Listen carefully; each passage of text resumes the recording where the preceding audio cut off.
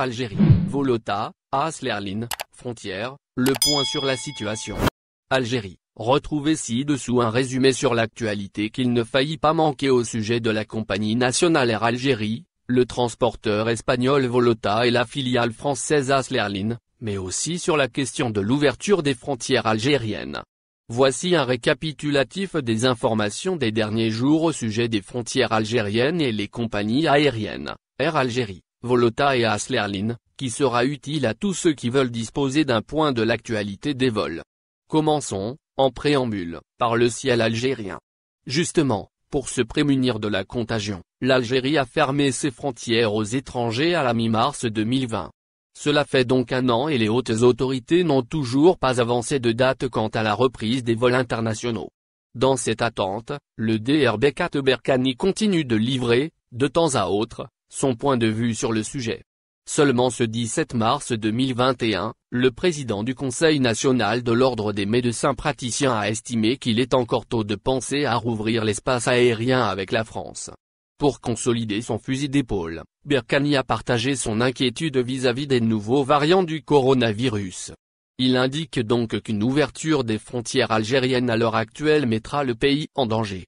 Cette suspension des vols réguliers qui a tant duré, a incité l'ancien PDG d'Air Algérie à réagir également. En effet, Chakib Elayi pense que le transporteur aérien national pourrait soulever cette crise et regagner sa santé de fer une fois que les vols reprennent. De l'autre côté de la rive, de nombreux Algériens bloqués attendent impatiemment que les choses bougent.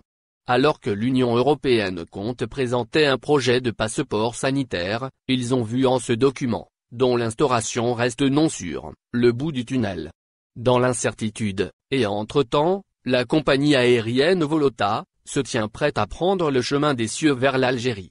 Le transporteur espagnol lance des préparatifs pour être au rendez-vous dès que le pays décide de déverrouiller officiellement ses portes.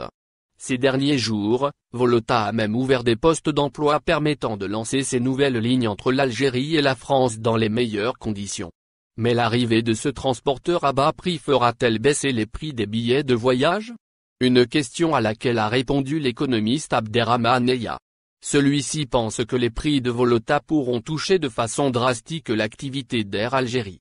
De son côté, la compagnie aérienne française qui s'est occupée de plusieurs vols de rapatriement, qui n'est autre qu'AS Lerline, renforce son programme vers le pays. Elle compte, en effet, reprendre ses vols dits spéciaux en mois d'avril. Sur ce, elle a programmé 16 vols dont plusieurs auront lieu pendant le mois de Ramadan. Dans le détail, elle prévoit de desservir 3 villes algériennes. Il s'agit d'Alger, Annaba et Béjaïa. Merci de vous abonner à la chaîne et n'oubliez pas d'aimer la vidéo et cliquer sur la cloche pour recevoir toutes les nouvelles.